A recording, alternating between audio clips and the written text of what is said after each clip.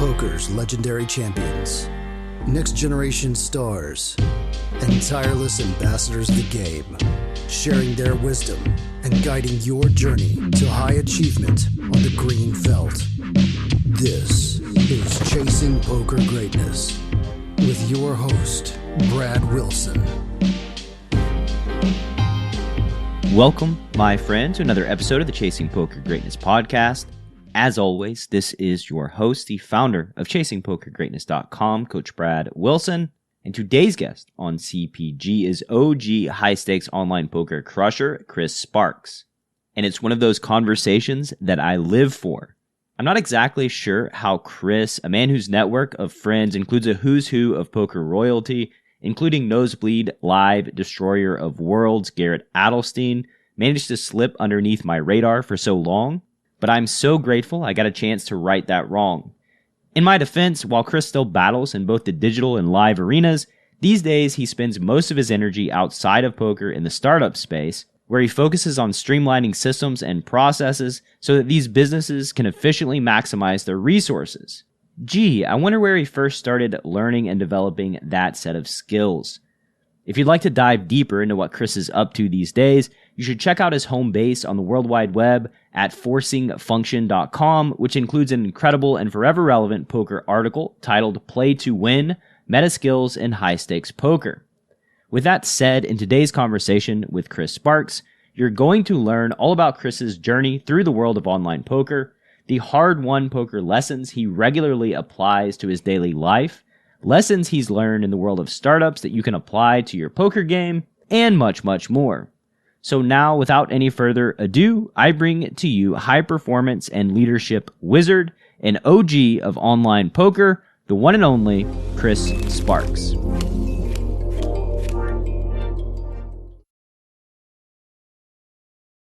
Chris, welcome to Chasing Poker Greatness, sir. How you doing? Doing fantastic, Brad. It's an honor to be here. Thanks, man. It's great having you. Typically when we start this show out, we talk about your journey through the world of cards. And from my research, it sounds like a long journey with a bunch of winding paths. So why don't we just start by telling the listener a little bit about yourself and then how it was that you entered the world of cards.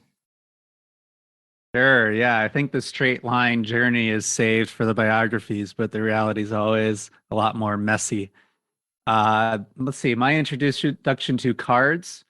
I loved playing games as long as I can remember. I was always the kid, maybe like 4 or 5, sitting at the kids' table, wanting to be at the adults' table, whether they're playing, let's see, like Categories or Hearts or Pictionary or Trivial Pursuit. I was always trying to butt in and be one of the guys, be the adult. I played some video games growing up, nothing crazy compared to some of these, Magic or Warcraft or StarCraft pros. My major game that I played from probably age 12 to age 15 was called Microsoft Ants. So kind of like a kid's early version of StarCraft. I was number 1 rank in that game for a couple of years. I started getting into more traditional games. Started off with chess. Never had a ton of success there, but always enjoyed learning it. And then I moved into Gin, which is a 2-player form of Rummy. I achieved a perfect, kind of like the equivalent of ELO rating in Gin at age 15. Primarily playing on Yahoo Games back in the day, and some of my Gin friends tipped me off to this thing called poker. This was, I think, probably 2002 or so, and Poker Stars had just started, and there was the possibility of playing these free roll tournaments. It was like 10,000 people entering, and if you made the final table, then you'd have the opportunity to play for $1,000. So being like 15 at the time, this sounded pretty awesome. That was a lot of money. Started playing those, and then moved slowly into playing some small stakes tournaments. I started college at Ohio State in 2004, just in time for the moneymaker boom when everyone listening to this knows poker's on every station. And if you wanted to hang out with your friends, which I certainly did, a lot of that was playing poker. Could be dorms, could be frat house basements. Even the college itself was hosting poker tournaments. Poker was everywhere. These are pretty small stakes games, like $50, $100 buy-in beer money essentially. But I did really well, both having a gaming background as well as having put a lot of thought into the game. And just generally, people weren't very good at this time. If you had a pulse, you could win. A couple people from my home game started playing on party poker and winning money. And the obvious conclusion was, wow, if this guy can win money on party poker, I can definitely win money on party poker. Threw like $50 on there, ran it up to 10K in a weekend, and the rest was history. So let's go back a little bit. Why do games resonate with you so much? Like, why do you feel, this impulse to find games so that you can play, improve your skill, rank up? I think games are an amazing sandbox for understanding human behavior. Something that I like to say is that creativity comes from constraints. So when you have a game, you are agreeing to put these constraints on reality. Here are the things that you are allowed to do. These are acceptable within the game, and everyone agrees to play within this construct. But within these constraints emerges creativity. How can you find a way to be superior, to win, to outcompete within these rules? And I always find that there's interesting kind of intrinsic threads to games. When you look at the structure, you always discover patterns or underlying mechanisms that allow for uncovering an advantage. And I've always been hardwired to try to discover what makes this game tick, in essence, and how do other people approach it. I've always been incredibly curious about talking to other players and getting a sense for how they think. I think that just as a good way to go about life is to assume that everyone has a superpower, that everyone has something to teach you.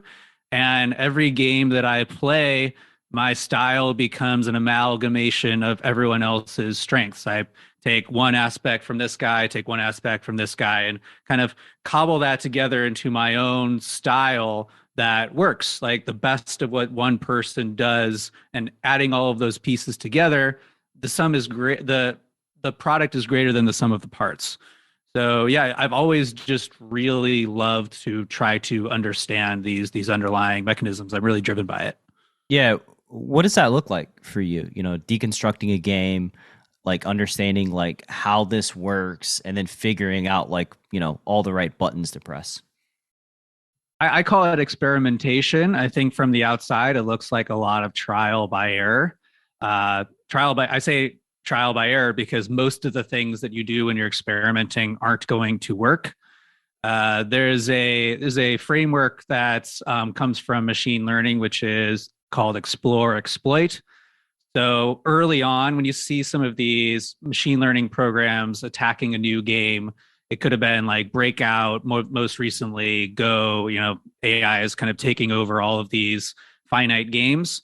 The early learning where all they do is just say, hey, your primary initiative is to increase your score. It just looks like bumping into all of these walls, falling into the pit, just doing lots of things at random.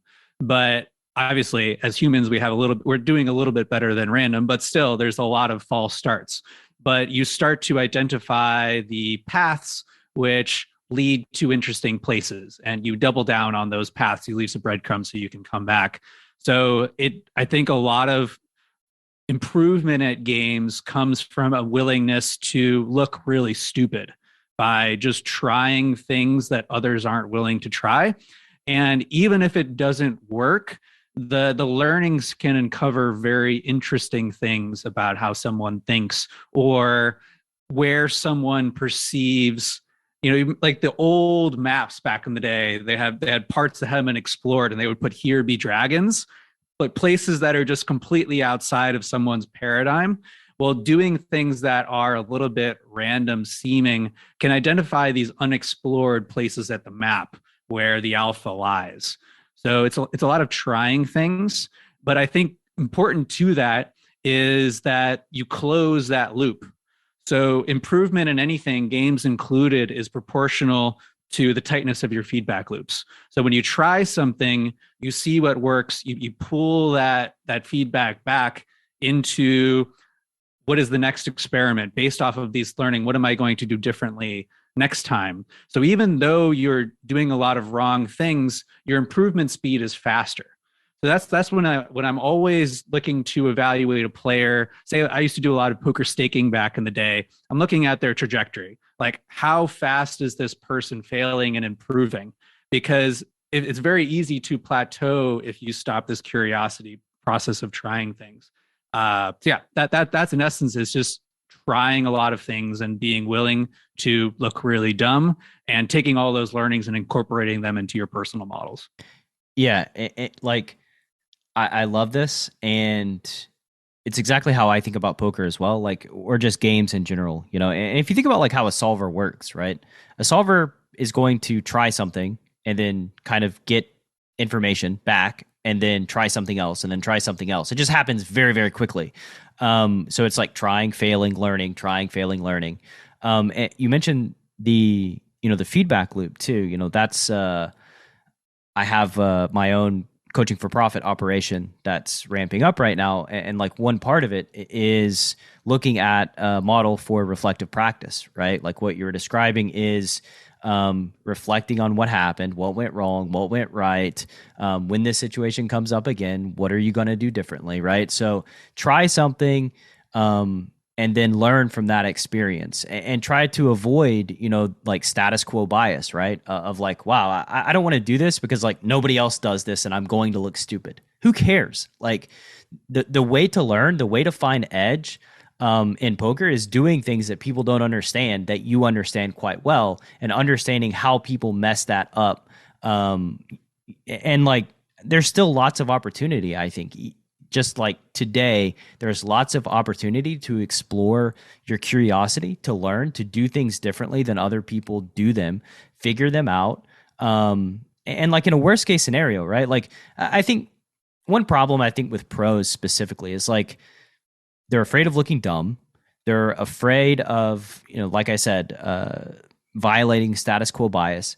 Like just move down, like just play like, I don't know, 25 no limit, right? And mess around and see what happens. Do things differently. See what you can learn. How are people reacting? Are they reacting optimally? Are they doing things that are like obviously wrong, right? I just can't really overstate how valuable this is to like a learning and growth process in poker. And yeah, it's just one of the more underrated things that people can do to improve their poker game, even if you're playing at an exceptionally high level today. Couldn't agree more, especially in a field that rewards relativistic skill like poker. If you aren't improving, you're slowly dying. So I'm always thinking in terms of, am I improving faster than my competition?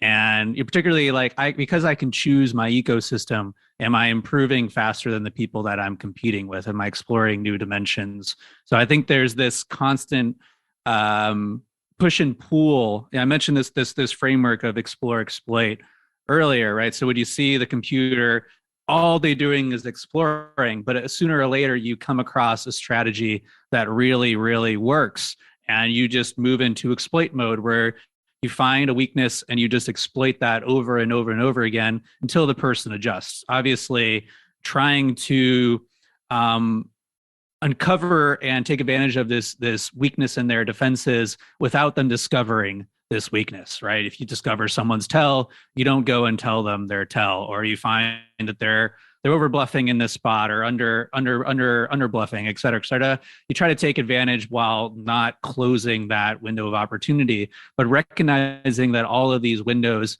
are temporary. So if you stop exploring, sooner or later, you stop having sources of advantage. So that those mechanisms that you uncovered, hey, play stakes that that you're very comfortable losing in, and treat it as tuition and opportunities to learn and grow, as well as continuing to assume that many of the things that you're doing are wrong, these classic unknown unknowns, and doing everything you can to uncover these blind spots, whether it's getting coaching or talking to other high level players or putting your hands into the solver, just assuming that many of the things you're doing are wrong and go from there. Yeah. What about Mike McD battling KGB though? What if you need to rattle his cage by morning time by telling him his tell? You know, that's well, there's lots of dimensions in poker, very multi-dimensional game, and clearly one of the dimensions is time, where the longer you are going to be playing with an opponent, the more it makes sense to play the long game and to not reveal advantages that you may have. But if you are playing a player in a heads up match that maybe was a couple hundred hands for your entire bankroll and you don't expect to have this opportunity again, then of course you got to rattle the cage. that was more joke than anything, I think. I think just keep beating KGB, I guess, until he puts you under the ground. That's another part of the downside of like just crushing KGB over and over again is, you know, you may do okay monetarily, but you end up 6 feet under eventually. Got to stay in the game. Yeah, it's like, you know, it's like you're searching for a button, right? Like you're searching through the Himalayas for this button that you can press that makes money. And then like you find it, right? Like you said, you explore, you find it, and now that you have this button to press to make money, you just press it as much as you can, without, while also trying to disguise what you're doing versus the opponents that you're playing against. If you're concerned about them catching on and upgrading their game in that specific situation, my experience has been that players typically take longer than you would imagine to fill those holes in their games for one reason or another. Probably just because of arrogance, I think is probably the main reason. But another thing, you know, that you hit on too, that I'm very passionate about is curiosity, right? Exploring curiosity. Like when something happens and you're playing poker, like you run a big bluff and you're like, you know, I think I'm going to like fold out the top of villain's range. Right. And then they make a hero call, or they call with a hand that's like totally unexpected. Right. Like you'll see it on Twitter. People are like, what an idiot. People just never fold. Like, what an idiot. Right. But like, what did you learn from this experience? Right. Like, what did you learn about your thought process, the way that you felt villain would respond, and they responded with something totally different outside of your expectation? That there's opportunity to learn from that experience. And most people just like try to blame somebody else for a decision that they made that they feel is like horrible or bad. And the reality is like, why are you not adjusting? Why are you not learning? Why are you not engaging in your curiosity and asking like, you know, what can I learn from this? How can I get better, you know, based on this data point? Or, you know, sometimes it's, should I change what I'm doing here? Because in poker, like the feedback mechanism is distorted. So, you know, you don't know, you can make a lot of good decisions and get bad results. So you have to be careful about over adjusting, but always like engage your curiosity, ask yourself, what can I learn? How can I get better? How can I just grow from this thing that just went down? Yeah, there's a lot to unpack there. First, you could touch a little bit on process orientation. I find the average player and the average person is very results oriented, when anything that occurs is just one permutation of reality. So the results in themselves, like you said, don't necessarily reflect a good decision-making process. And as well, because we're talking in terms of probabilities and ranges, one occurrence doesn't necessarily mean that something was good or bad. Not to mention that approaching a singular hand in a vacuum is a very large mistake, because all behavior is contextual and any play can be good or bad depending upon the context and the adjustments afterwards. So, I mean, it's pretty much a good summary of why the vast majority of poker analysis is completely worthless. Yeah, it's think about your thought process, how you're thinking about the hand, and if something happens that you didn't even consider, maybe you should like reflect and try to learn from that experience, right? Maybe it's an opportunity to grow. All right, so tangent completed. Now we can go back to many more to come. Yeah, go back to you in 2004, I believe we were at during the Party Poker Days. Speaking of, you're about 3 years younger than me, if my math is correct. I'm 38, so I guess you're 35-ish. So you graduated high school in like 2005, I assume? Mm-hmm. So, yeah. So what was your, what were your plans after graduating high school? Did you want to go to college? I know you love games, and obviously poker was on your radar. So what'd that look like? My dream was to make television commercials. This was probably from my mid high school years. Before that, I had a lot of, being a professional baseball player, going to medicine, this type of stuff. But from sophomore year on, my dream is I wanted to make television commercials. I've always been really fascinated by human behavior, and living in the capitalistic society that I thought we were, like, what better way to apply storytelling skills than to encourage people to buy things that they don't need. So yeah, I was kind of that super involved with everything kid. Going to college. Yeah. What did you mean by the capitalist society that we thought we were in? Oh no, yeah. It's just an aside. I think that you might have just misheard me. I mean, we're clearly in one. Yeah. Okay. I thought that like there was some like gaining of knowledge over time or change of perspective there, but yeah, I mean that's a potential divergence, as well as your reality is a matter of perspective, and if you surround yourself with people with differing values, then perhaps you can decouple from the cultural zeitgeist. But yeah, I mean let's put that aside for the time being. So yeah, I wanted to make TV commercials, studied marketing and psychology in college, and classic like guidance counselor is, well, the best that you can do is to go to an in-state school, and then maybe like work for a corporation, and after 20, 30, 40 years at the same company you can retire, right? This classic outdated model. So yeah, checked all the boxes, president of the student organizations, fraternity, all this type of stuff. And just any poker playing that I did during college was just sort of like a guilty pleasure. The first couple of years, let's say through junior year of college, like a lot of these games, either campus in-person games or online, was just like foregoing sleep, playing late into the night, and then, sleeping in my class. My junior year, I did a reality TV show which pitted Ohio State versus Michigan in a marketing reality show for Ford, riveting stuff. But the nice outcome of this was that I was able to connect with the founder of Team Detroit, which is Ford's advertising agency, and they gave me the role that I wanted, essentially on a rotational program where I would have the opportunity to make television commercials for Ford. It's like, perfect. This is my dream. And I just coasted for the remainder of senior year. I moved up to mid-stakes cash games. So, backtrack a little bit. Early on in college, I started with sit and goes, and then I moved into MTTs. So playing anywhere from like the $11 rebuy to the $1,000 Super Tuesday, if you guys are around back in the day. And I had some success where I won 2 tournaments in 1 month and decided that I had conquered the tournament world and it was time to move on to a new challenge. Obviously, I was I was that kind of kid.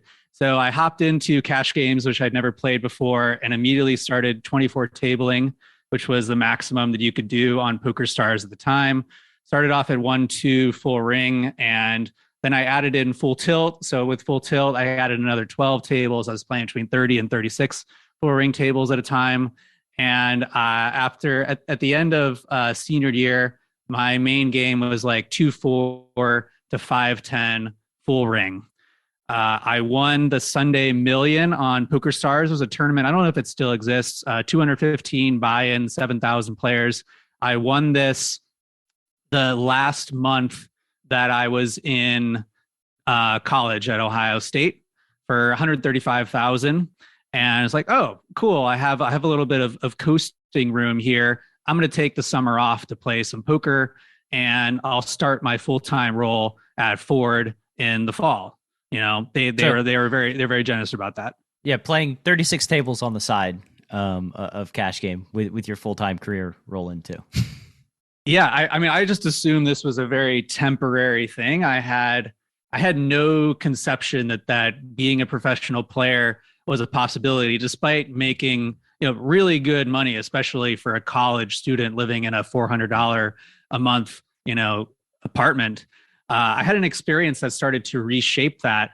I entered into a tournament by accident on PokerStars. I misclicked, and this was a satellite tournament for the LAPT, so Latin American Poker Tour in Rio de Janeiro. And once I had entered, I couldn't unregister, so I played to win, and I ended up winning the seat, which was all expenses paid trip to Rio, which forced me to get a passport and a Brazilian visa, which is non-trivial. And through that experience, this was right after I had won the Sunday Million, I ended up meeting some real professional players. So the moment that I like to share is I walk into the lobby of the Intercontinental Hotel on Copacabana, all deer-eyed and naive, and all these guys were hunched over their laptops in the lobby of the hotel. Remember, this is like early days before like this would be a little bit strange. And it's like, wow, like you could see the backdrop of these beautiful waves hitting the beach, everyone in their, very Brazilian swimwear. Like, what the heck are these guys doing on their laptops in paradise? And they're all really pale. They're like, oh man, these guys are just totally doing it wrong. And then I realized like this is so normal for them to be sitting in paradise with their laptops at a poker tournament, that this is just another day for them. And a realization is like, oh, I'm a young, pale, white kid. Like, I could probably do that too. So that really got me starting to think in the summer that, hey, this was actually a possibility to become a professional poker player. So I started to harbor these dreams that maybe I would do this someday. But still, I was very dead set on the traditional path. I hit a very, very lucky occurrence that felt like a big setback at the time. And this was 2008, not the best time to graduate from college. And the auto industry in particular was hit very hard. So Ford went on a government mandated hiring freeze the week before I was supposed to start. So my sabbatical was extended. I had moved up to Detroit where I didn't know anyone. And all of a sudden, I don't have a job to anchor myself to. So it's like, cool, I have a little bit more time. Let's try to become a professional poker player in the meantime while I wait for my job to go through. And the very first month that I went pro, I made more than my annual salary would have been at Ford. So, a couple months later, when they finally came around and were able to hire me, it was very much a thanks, but no thanks. Yeah. How come you mentioned earlier, by the way, I never dug in, but you said you ran up like $50 to like 10K over a weekend. So I guess firstly, how did that go down? And the follow-up to that is like, why did it take Brazil in paradise to realize like, oh, I can just do this thing instead of the traditional path? Well, two questions. I'll answer the second one first. Again, I cannot know this. I can only infer my beliefs, but I had never really considered being a professional poker player as a possibility. I come from a very traditional family where, hey, first parents to go to school. Everyone who was around me was going to traditional jobs. This was considered the high status thing to do. And like, I always just considered poker as a temporary hobby that, allowed me to pay my tuition and to be a big man around campus buying up all the natty light for parties. It wasn't until that I had encountered people who looked like me and played against them that I realized that like this is actually a possibility. I'd never really entertained it until that point. Yeah, it's interesting. You, if life is a game, we didn't see the path of poker as even an option that was sort of on the piece of paper, right? We just like didn't even consider it. Yeah, now we can talk about the $50 to 10K weekend, which is not a bad weekend. Yeah, I mean, if you had a pulse at this time, you were a winning poker player. My strategies were very, very rudimentary, which is if they checked, I would overbet the pot type stuff, and just winning with raw aggression.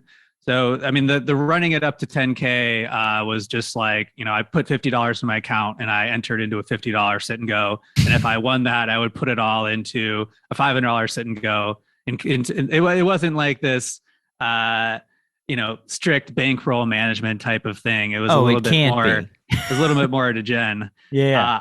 I didn't really start to like manage my bankroll seriously until I quote unquote turned pro my senior year. Yeah, and so after you told Ford thanks but no thanks. This was around 2008. So financial crisis, you're playing cards professionally. What went on? How did that decision go? Yeah, I got the call from my recruiter, said, "Hey, we're ready for you to start. Your salary is going to be X." And I was like, "Wow, I made that this month." And I was like, "No, I'm out. I think the corporate world can wait." And I just started taking poker much more seriously. So up until this time, I'd been really, really unhealthy through this 3 months. Only in hindsight, I realized just how unhappy and depressed I was. To just put the picture into perspective, this 3 months, I never went outside. I ate like a delivered pizza came with a 2-liter soda every day. I didn't even drink any water. I just had only soda. So sometimes I would like wake up and I'd fallen asleep on my keyboard in the middle of a session. Very unhealthy. And I realized, hey, if I want to be a pro, I need to start acting like a pro. As I like to say, if I'm going to be a cognitive athlete, I need to start being a physical athlete. So started to actually think about diet and went into the gym for basically the first time ever, and adding a lot of players on Instant Messenger so I could start to build a community and talking about strategy. I started getting involved in 2+2 forums, and a huge accelerant in my career as I started coaching other poker players. I was coached probably about 150 players over a couple years. And I became known as like the full ring guy. Like if you wanted to win in full ring cash games, you worked with me. Essentially, if you didn't work with me, you weren't going to win because all the winning players were employing my strategies. So that allowed me to set pretty good market rates and allowed me to later on become, one of the leading cash game stakers because, essentially I had worked with so many people that I had developed a really good system that seemed to work. So I had this proof of, hey, all the players are winning, have worked with me. Maybe I should work with Chris as well. That was just like the really, really huge accelerant for me. Not only it was nice to, have friendships off the table, test some of my assumptions, but I just had the opportunity to understand how all of the other good cash game players thought, and being able to incorporate some of those things that they were doing into their game, into my game, learning just as much from them as they were learning from me, but also needing to explain things to people, these concepts that I just took for granted. I realized that if I couldn't explain it in a clear manner to someone, I didn't really understand it. So having to explain nuanced things like playing 3-bet pots as the caller in position, and what flops are good to raise versus flops that you would never raise, things that I just kind of like, oh well, this is what I do. Needing to understand the rationale for it really started to excavate these invalidated assumptions and turn me into a much better player. So within this first year of quote unquote being a pro, with the help of doing all of this coaching and starting to take it much more seriously in terms of my physical and mental health, I went from being a good like mid-stakes full ring cash player to at the end of that, I was playing in the largest games on Full Tilt and Stars, which was generally like the 25, 50, six max games. Yeah, so you were building these Chris bots to go do your bidding, right? Like that's sort of, I think that's the natural sequence for a really good coach is they recognize, wait a second, like I'm making an impact on these guys. Like they were losing a little while ago and now they're winning or now they're crushing. How can I systemize this in a way that like makes sense, right? And staking is sort of it's just a natural sequence of events. One thing that you said about surrounding yourself with crushers and building your network is, for the listener, if you imagine all this engaging in curiosity, learning, doing a dumb thing, figuring things out, like finding something that like works where you can gain edge after going through this painful process that takes you, say, 100 hours, right? Well, what if you meet someone that has gone through this painful process in some other part of the game tree, and then you just share information with each other, right? You can see how quickly that information can just compound and how like just connecting with someone similar who's also a high level player can just expedite the learning process. It's just inevitable. And it's been said a billion times on this show by pretty much all my guests and me, but I can't really overstate just how impactful those relationships are. The greats come up together. I think this notion of like the solo shadowy pro is a complete myth. And when you see all of the players at the top, they generally collaborated, not necessarily at the table, primarily off the table in terms of discussing situations, discussing opponents.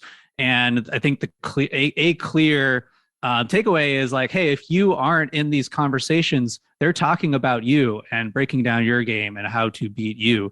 So I'm always trying to find a way to turn poker into a team sport, to take it from zero sum into a little bit more positive sum. Is like something that I've learned over the years is the greatest winners, like the people who win the most, aren't competing. Like not only are they collaborating with other players, but they aren't thinking in these zero sum terms. Something else that you brought up that I think is impossible to overemphasize is just the importance of environment and who you surround yourself with. The next phase in that story is I had this year in my apartment in Detroit, which one day I woke up and I was like, what the hell am I doing in Detroit? Like, I could be anywhere. And that moment came to be for my 21st birthday. So I decided I wanted to meet up with some of my friends from the internet. We were talking on AIM and we were playing in the cash game streets. I never met these players. Some of them I didn't even know their names. And I just planted the flag. It's like, hey, I rented these suites in Vegas for my 21st birthday. If you want to come out, and got 20 guys from the games that I play in to roll up. And these guys ended up being some of my best friends. Probably about a handful of them I still consider amongst my closest friends, even though they're long retired from the game. They've gone on to do really cool, interesting things. And we had just like the typical super degenerate but fun Vegas weekend, at the end of which is like, well, hey, I'm in Detroit in this like apartment in the winter. You're literally in your mom's basement. Like maybe maybe we can find a better environment. And this is just so funny to talk about in hindsight. We're like, well, we should live on the beach. And we looked at a map and like, what's the closest beach? It's like, oh, it looks like it's LA. So one of the guys, I cannot make this up, he went to the dealership and he bought an Aston Martin. And we hopped in his Aston Martin and we drove to LA and we called an agent on the way. It's like, hey, we're looking for a mansion. Do you have any mansions? Of course, they were able to accommodate. We moved into a place in the Hollywood Hills. It was 4 of us. We actually made a post in High Stakes Poker Forum on 2+2 to find a 5th roommate. And yeah, it just became this big thing of like, we are going to really push ourselves to be better. Not only like we're playing during the day, like really grinding. Then we would go out. We were all trying to like develop ourselves personally and really pushing ourselves to be better. But I mean, overnight, the amount of hours that I was investing in poker doubled. I'm kind of notorious for playing very short sessions where I'm just like, oh, I'm not feeling it today, or like, oh, I'm tired, or like, oh, I'm not really dialed in. And I'll play for like a half hour. And then I would look around and all of my roommates were grinding like 10-hour sessions. And I would kind of feel bad. And like, okay, well, maybe I can like come back and play a little bit more. And just overnight being surrounded by people who clearly were prioritizing poker, treating it in such a way as like, it's not going to be like this forever. We should like take the most of it. Immediately, the amount of time, not only that I played poker, but that I studied poker just doubled. And that was a massive accelerant.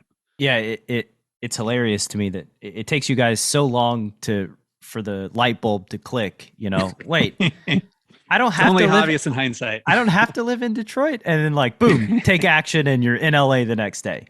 But yeah, like when you're striving to be the best version of yourself in any venture, it's quite difficult to justify. I don't feel like playing today when everybody that you're surrounded with is playing, and they're in there and they're immersed in poker. Like, how do you compete with these guys if like you're out there looking at the ground for 5 hours a day and they're in there playing cards and trying to improve to the best of their ability, right? Like, there's just that built-in accountability again by the people that you surround yourself with. And it's something that, like, if you surround yourself with 5 people that make excuses and that talk about bad beat stories all the time, guess what? You're going to be that person. Like, that's just how the world works. And if that is the people you're surrounded by right now, extract yourself, like ghost them, get out of that. That's the best thing that you can possibly do, because like negative people can bring you down. And like, if you're a 0 on your own, you can go negative by being surrounded by 5 negative people. And it's a massive upgrade just getting right back to 0, The often saying, like, you are the people you surround yourself with, it's a saying for a reason, because it's so true that you absorb the motivations, the values, the tendencies of the people around you. So if you look around you and you don't want to be more like the people you're around, then you are in the wrong room. And I think if you flip this, if you invert it, I said, we're always trying to uncover our own blind spots or reveal new dimensions for improvements. If there are things that you don't like about the people who you spend a lot of time with, like, that is a reflection of you, right? Just how you are the people who you surround yourself with. The people who surround yourself with are a reflection of you. So if you see people who don't have strong integrity or moral character, or they're lazy, or they aren't disciplined, or they tilt, that's a potential sign that these are tendencies that you have as well, because you tolerate them in others. It means you likely tolerate them in yourself. Yeah, that's a great point.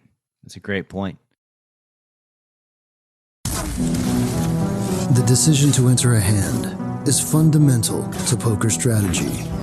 Too tight, and they know what you have. Too loose, and you're easy to run over. Pre-flop Bootcamp from Chasing Poker Greatness is a comprehensive guide to locking down your pre-flop game and creating true range advantage.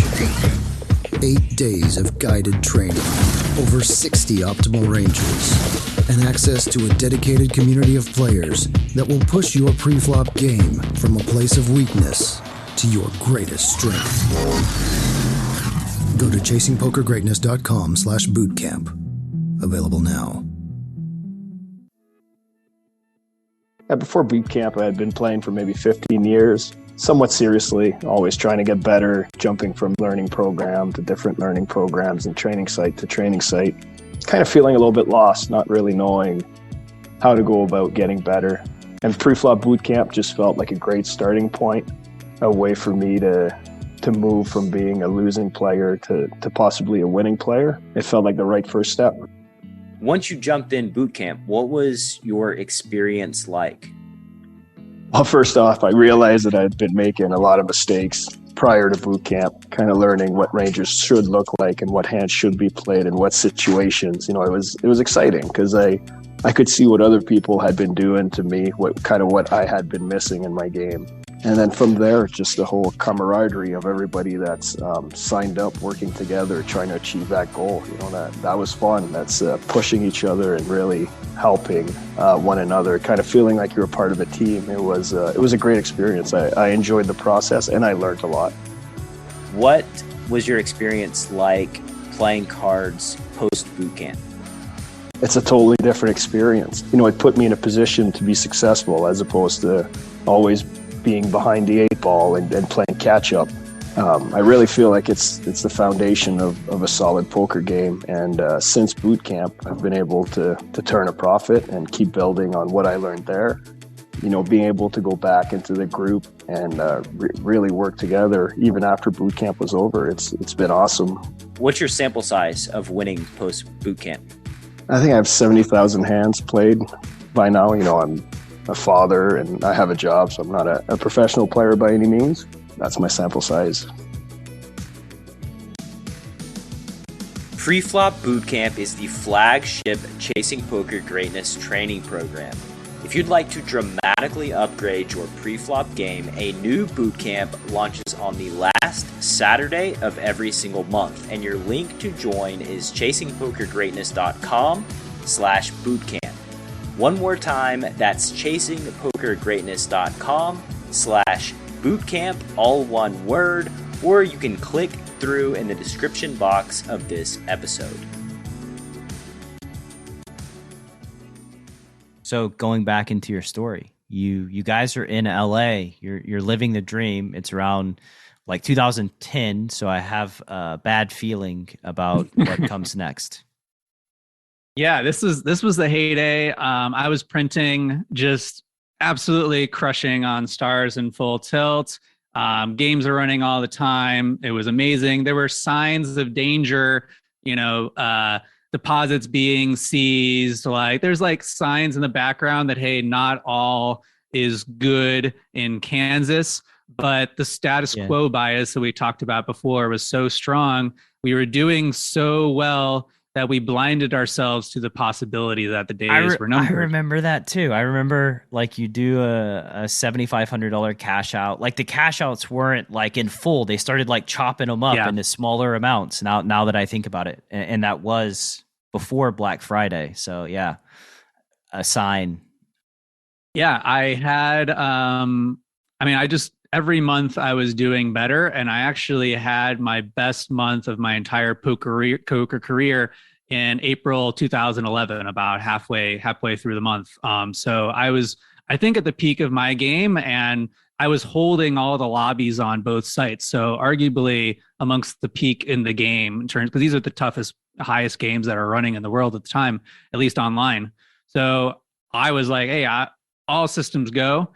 I went to Coachella, and this is what you do when you're in LA. And I woke up after a long weekend with 600 texts or what it felt like it, saying like the sky is falling. Obviously, open up the page to see the famous logo and realized like, oh my God, like I have half my net worth on these sites because I just was going so well. I didn't even think to cash out.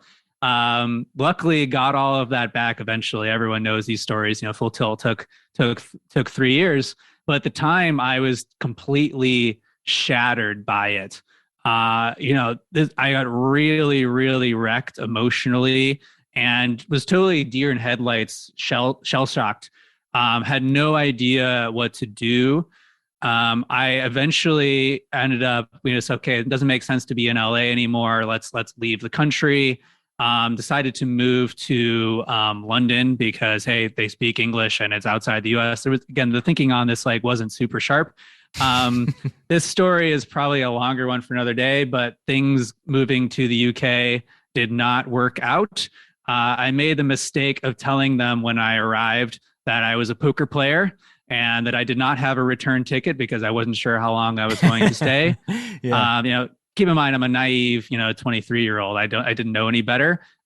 They used this as a opportunity to search my luggage, which had a winter coat in it and some family photos. This is August, and they took as a sign that I was not going to leave the UK refused to Google me. I was like, hey, just Google me. You'll see my story is true. They deny me entry into the UK. And I'm like sitting, they send me back on a flight to Barcelona. I was at the EPT. So I'm sitting with my roller bag, just all my possessions at the time, on the beach in Barcelona with my winter coat on, being like, what the fuck am I doing? And I just took this as this grand sign from the universe that like this poker chapter of my life was over. Like the universe is telling me like, you're done. That just doesn't matter like how good you are, like where you're in your career, like that ship has sailed. Like, what are you going to do next? Yeah, you got fired. I got fired. Yeah. I decided that I'd always wanted to travel the world. I'd done a lot of poker travel, and you know how poker travel is. You travel to these gorgeous locations and you never leave the casino. So I decided that I wanted to travel and only travel, not play a single hand of poker, only just enjoy myself, enjoy life. I went from living on probably $1,000 a day to a strict budget of $50 a day, staying in hostel dorms of 12 to 30 beds, depending on the location, hanging out with people where $2 beers versus $3 beers was a really big deal. Obviously, a lot of my values started to shift during this time, realizing that money wasn't the be all get all, that some of these people at least felt much healthier and happier than a lot of my poker contemporaries, and just backpacked. I did this for 2 of the next 3 years, visited 50 countries, about 150 cities, give or take, and just tried to live and put all of this poker stuff behind me. And it's so this whole story is just so familiar, right? It's like you don't think you can get fired. You actually get into poker, or I got into poker because of the freedom, and I didn't want to like answer to anybody. And then all of a sudden, boom, it was gone. And then you're just left like picking up the pieces, trying to figure out like, what do I do next in my life? It sounds like over these 2 to 3 years of travel, you learned a lot and your value system changed. What did your parents think? You mentioned traditional path. So poker probably was a tough conversation in the first place. And then after Black Friday, probably not good. Yeah. I'm so lucky to have such amazing, supportive parents. I think something that is true of all parents and will be true for those of us who become parents in the future is our parents generally want what's good for us, not necessarily what's best for us. Like everyone is giving advice from their own limited experience, but the challenge is that we aren't living in the same world that our parents were. So for them, this traditional path, both my parents have worked for the same company. They just retired this year. They worked for the same company their entire careers from graduation. And that path, like it wasn't amazing, but it worked for them. And that's where all of their advice comes from. So I always have to take that into account. I will say that when I told them that, I was no longer going to work this prestigious job at Ford, that I was going to go to Vegas or LA and become a professional poker player, they didn't take it well. In fact, they told their friends for, I think about over a year, that I was job hunting, that this was more acceptable for them in their circles, that I was having a hard time finding a job in this tough economy, than that I was making, 7 figures a year playing a game. They eventually started coming around when, fortunately, places like Card Player or Poker Stars or Poker News decided to feature me in their magazine. And so when they could actually like hold in their hand like a photo of me talking and people talking in respectful terms, I think it really clicked for them that, hey, like this is a real thing. And they've always been, they were supportive the whole time. Like they never tried to stop me, but that's when the switch flipped for them from like, hey, a little bit embarrassed, like Chris is kind of in a wandering phase right now, but he'll figure it out and get it back on track, to being, legitimately proud and bragging about what I was doing and kind of understanding that there was a lot more to it. How did it feel when they would tell their friends you're, job hunting, you're finding yourself? I kind of took it to heart. I said for the longest time, I even still struggle with this. Is poker worth doing? I don't think I need to elucidate like all of the obvious downsides of choosing poker as a career. I think we're all firsthand familiar, and it's for me, it's always been this superposition. I say superposition, and I'm holding these discordant ideas in my mind at the same time. On one hand, I'm fortunate enough to stumble into something that I love. Like, been playing this stupid game for 20 years and I still love it. I still have no idea what I'm doing. I still learn every day, and it's great. Like, I meet new interesting people. I challenge myself. People find it interesting from other walks of life. It's like allowed me to connect with really cool people from outside of poker. Like, there's a lot of things that it brings me in terms of identity. But on the same side, you have all of these waters that you need to wade in as a poker player, and you're not adding a whole lot to the world compared to other things that we could be doing, right? I do believe that if you are willing to put in the work required to succeed at the highest limits of poker, you could be doing a lot of more productive things, right? How you define productive is up to you. So yeah, for me, it's always been a little bit of a struggle to kind of reconcile these two beliefs. So on one hand, I'm like, hey, I'm successful, like I'm doing really well, like I'm famous in this very small niche world of nerdy poker players who know my name and they shut up when I walk into the room and say, hey, you should call there. On the other hand, I look at like, hey, there's all these other things that I could be doing that would have a greater impact, and instead I'm like sitting here studying charts and playing this dumb game in a casino surrounded by maybe not the greatest people of all time. Like, what am I doing? I'm always trying to reconcile those two, and it's a constant struggle. Even today, any progress in the reconciliation? I think so. I think I've become more integrated. So modern day, I think we'll try to wrap the poker story.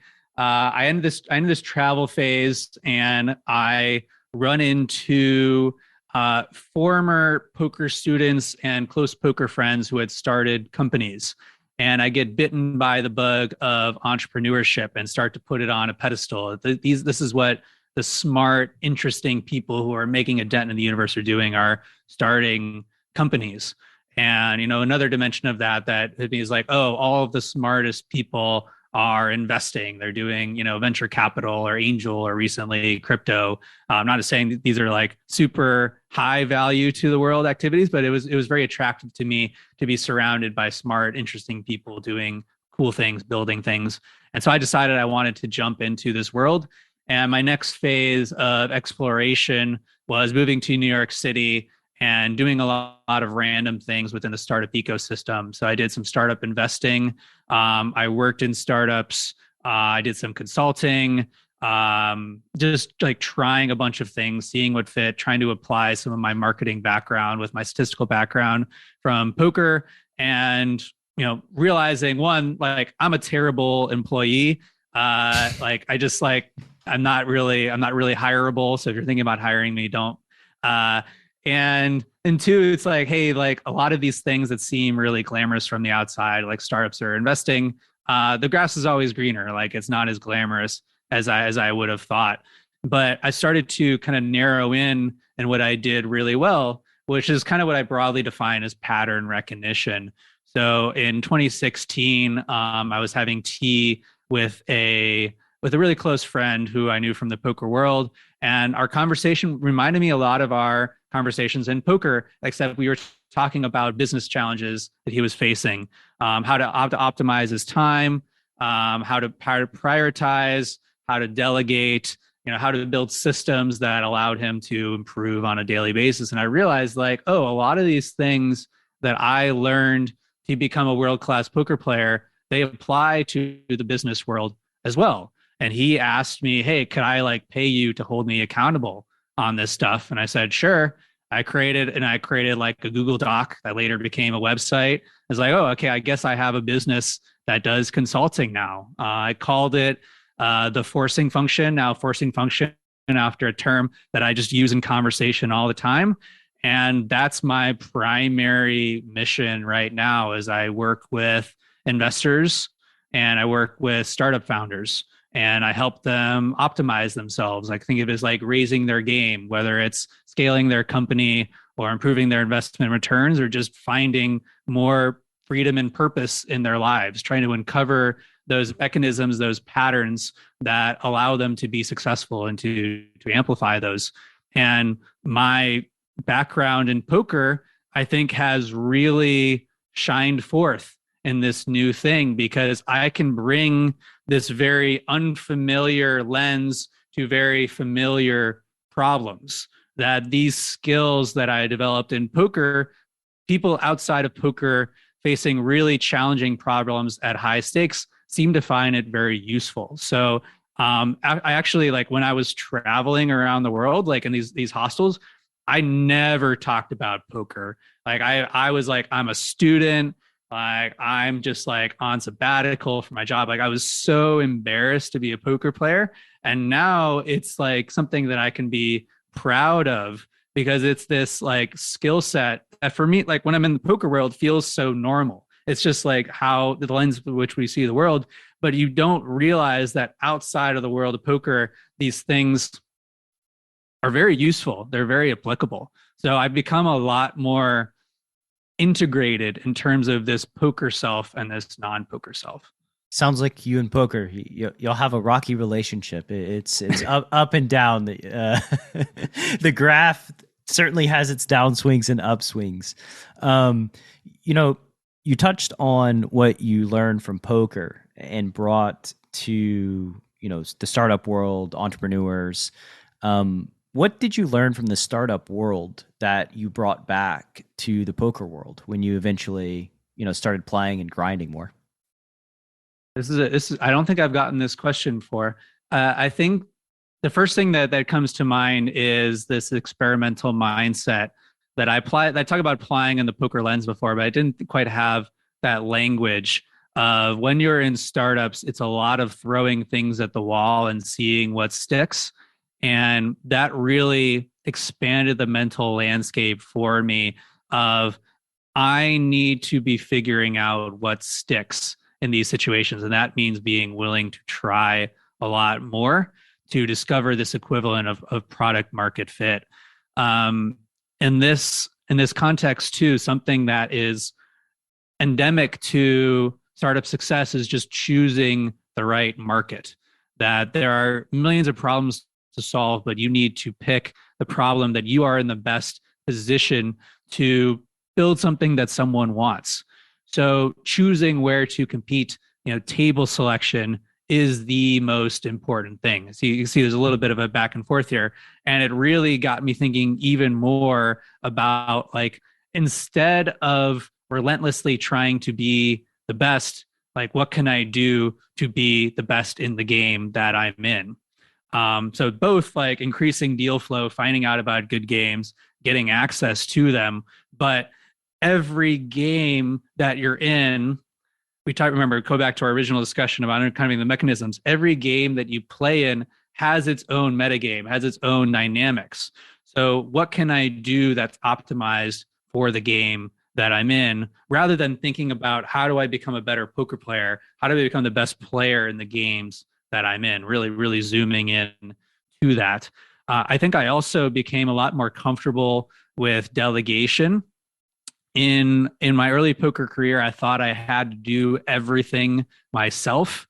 And I realized that the most successful entrepreneurs are the ones who are most comfortable giving up control. They know what they do the best, and they really dial in on that. And they either put their blinders on and ignore everything else, or they find people who they trust who can serve as complements on that. So this could be obvious stuff in terms of like, I have experts that I consult or coach with, or I pay directly, or at least advise me on everything that's important to me. that all of these dimensions feed into my ability to show up and play my A game, as well as like I don't try to study every single spot myself. I talk to other players who've gone really deep, and I try to learn the best that I can from them, and in turn, in a non-reciprocal way, share some of my own unique insights, right? Coming back to this collaboration. So, building relationships within the game, open sourcing the things I know, not being like, oh, I need to like keep everything to myself, but being like really open, like, hey, here's how I think about how to play this, or here's how I would have played that hand, or here's why I'm playing in this game, that type of stuff. And it's really helped. I think the last thing that comes to mind is just having fun. When I work with a lot of founders, there's a lot of burnout. I think this is true in poker as well, especially when you go on a really bad run. It's very easy to burn out and just completely fall off the wagon. So like the most important thing is staying in the game, doing things that are sustainable. And those are the founders that I see that are the most successful, the ones who are able to like get punched in the face for years and stay in the arena. Both that they have good like self-care, recovery, vacation, mental health practices, but also that they're super resilient and that they're playing the long game and less susceptible to these short-term swings, emotional and financial. So I really try to approach things from this more like long-term sustainable lens. And the most sustainable lens that I've found, which we talked about before, is that of fun and curiosity. Particularly live poker, I used to have a very antagonistic relationship with. I would sit there in my hoodie and headphones and be super miserable and be like, casinos suck. Like these guys are so annoying. I can't believe I have to pretend that I care about sports. All of this just like negative self-talk. And then the narrative of, you're having a bad session. You're like, oh, nothing is going my way. And man, I should be crushing this game. All these things that we tell ourselves without even realizing it, because these lenses become invisible to us. I just try to go into every poker game I play now and I've already won. Like, it does not matter what happens in this game. My only objective is to have fun, is to like come in here being like, okay, like what's the most fun that I can have? How can I be curious? And it's kind of crazy because like relatively, I'm basically a recreational player now. I kind of talk myself as like semi-retired. I was way better back in the day. Obviously, on an absolute level, I'm a way better poker player than I was a decade ago. But on a relative level, I don't think I'm very good. But by going in there and having fun, I play my A game more often. People give me more information. I get more action. I get invited back a lot more. The long game approach of having fun is actually the more profitable approach. So yeah, those are a few things that I've learned. Yeah, you have more energy when you're having fun too. It's something that I tell my students all the time while they're playing, is like to try to keep score, right? Or to keep score of like, it's easy to feel like you're just buried, that it's like 0 to 10 all the time, because we never focus on like what goes right? Or we rarely focus on like what goes right. The reality is the score is probably 100 to 10, but we've never even taken a moment to like notice or acknowledge the good things that happen. And also like, yeah, when you get it in with like kings versus aces and you spike a king, it's okay to be excited. Like it's okay to be happy, to let some relief or verbalize like yes or something, like celebrate a little bit. Like that's totally fine. Because guess what? Like when you get it in with aces versus kings and they spike a king, you're going to feel it. Like you're going to feel the negative of that situation, because you are a human being. So like it's this weird thing in poker where, we want to switch off all the negative emotions because we feel like they don't have a utility, and we don't give ourselves permission to feel the positive emotions, which just creates, like burnout. It creates all kinds of bad internal feelings that just will crush you over time and make things unfun and just make you not want to play poker. It's so true. The importance of celebrating and tapping into the positive. I've become much more conscious of my subjective experience of playing and how much that matters, and how much a lot of what's happening internally manifests externally on the table. And you talk about the trying to repress these negative emotions. It just doesn't work. I thought for a long time that I could become the proverbial stoic, turn myself into a robot and just execute robotically. I think this is a lot of what, the GTO ideal is, which it just doesn't work. There is no separation of emotion from decision making. So the best that you can do is to get in touch with your emotions, treat them as they have valuable things to share with you, valuable alpha details, etc. And if you can reconcile these negative emotions, you can uncover the underlying causes of them rather than continuing to play these scenarios out over and over again. I've kind of recently got into live poker. I've historically always been an online guy. That's where I've had majority of my success. And I would only play live, when I was traveling to a tournament series or in the summer in Vegas. But I've kind of grown in a post-pandemic world to love the phenomenon that is live poker. So when I used to play, I wanted to be just a brick wall, stare them down, give nothing away, bet the same way every time, just like completely be unreadable. And realizing that by trying to suppress my emotions, they were leaking out in ways that were very hard to prevent, right? The more that I tried to prevent, to put up this like unreadable facade, the more people were able to read me. And now I'm just so much more comfortable like laughing and telling jokes and being like, man, that's a really bad card for me. And raising you third time in a row, I probably don't have it. And just like being very genuine with my reactions.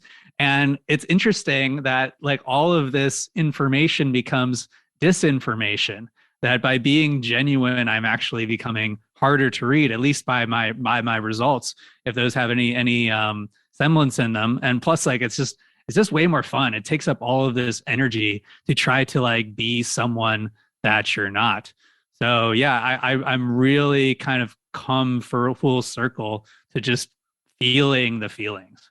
Yeah, that's great. And you mentioned before too about recovery, right? Which is ultimately like the priority when you're playing poker, like, because you're going to feel negative emotions. You're just going to. So the priority is recovering from that feeling, right?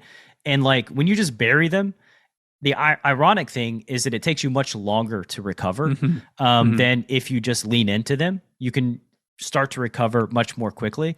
And, it's very obvious the benefits of recovering much more quickly. You can play more hours. You are in a better mental state.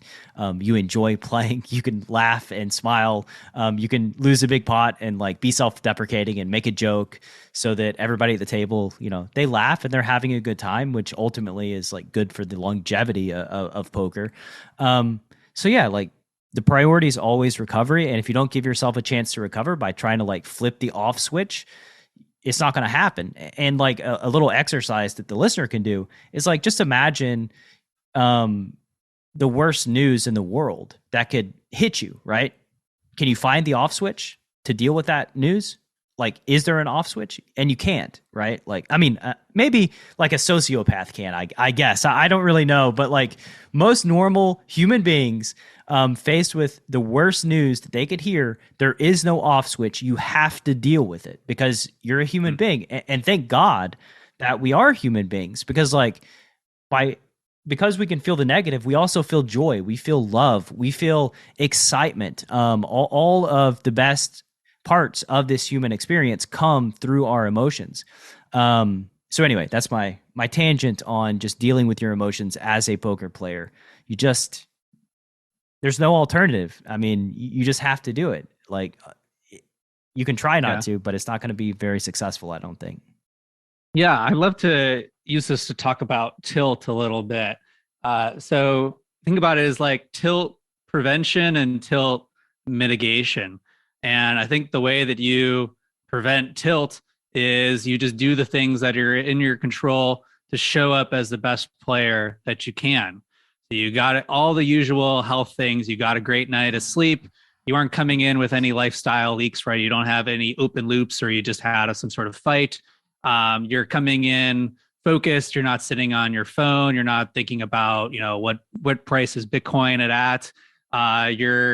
You're wearing clothes that make you comfortable. You've eaten a good meal, like the long laundry list of things that, hey, when you do this, you show up as a better version of yourself. So if you know that it works for you, doing that, making that as part of your routine, your ritual to get yourself into state. We talked about living a life of no regret before, right? You cannot have any regret at the table if you've done what you have in your power to show up, ready and prepared.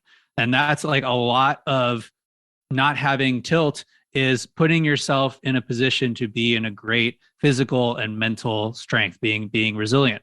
But there is no way to eliminate tilt completely. And what I find really useful is to have these cognitive canaries, is what I call them, or think of these as like warning lights on your dashboard.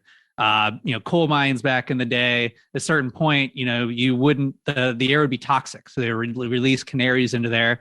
And if the canaries died, that was a sign, hey, maybe this mine isn't long for this world. Let's get all these miners out of there. Having these objective signs that when they happen is a signal that you may be tilting. And all that the only way to identify these, because they're very personal, is to see when you do tilt. It's only obvious in hindsight what else was going on. And when one of these things happen, either it's an occurrence, like a way the hand plays out, or a behavior that you notice. Like for me, it could be speech patterns. It could be like I get like this heat on the back of my neck. My posture changes. I start touching my chips more. I have all these signals that's like, hey, like this is not my typical behavior. This is a signal there's something going on. And the first thing is you pattern interrupt. So get away from the table, go for a walk, get some fresh air, get your mind off of it. Like, and then just like feel it. Like, hey, what am I feeling right now? And like, why am I feeling it? Acknowledging it, saying like, hey, can I work with this? Can I move forward? Don't be frustrated that you're mad that you lost that pot. Just be a little bit mad. And then once you've kind of dealt with it, do some deep breaths, get back to the table. But where people start to go off, this is how, you blow your roll in a night, is you deny that you're tilting. Like, man, this game is too good. Or like, yeah, I don't tilt. Or like, I'm going to get this guy back. All these narratives that start to sprout. And say like, one downside is like I leave a lot of amazing games pretty early, but I have this belief that if I'm not playing my A game, I'm not winning. And that belief has saved me a lot of money over the years. So acknowledging that like, hey, I've done all I can to prevent tilt. I've taken a break. I'm still doing these signs that even if I could say, hey, yeah, I'm not tilting, I'm just doing this. Like, well, every time you do this, you're tilting. If you're doing this, you're probably tilting. Okay, this acts as a trigger. All right, leave the table, no matter what. So yeah, those are like a few systems that I've used, but it all comes back to just like the emotions are going to be there. Like, don't deny them, acknowledge them. And the first step to getting yourself back into this A game state of mind is to be aware of where you are in this current moment. Right. You can't take action if you have no awareness of what's going on. Mm-hmm. Which is where meditation and reflection and just, again, trying to find those triggers, right? Trying to find the triggers that are signaling that, hey, something is not right here, right? Like, for myself, I can ask myself a question like, how okay am I with quitting right now?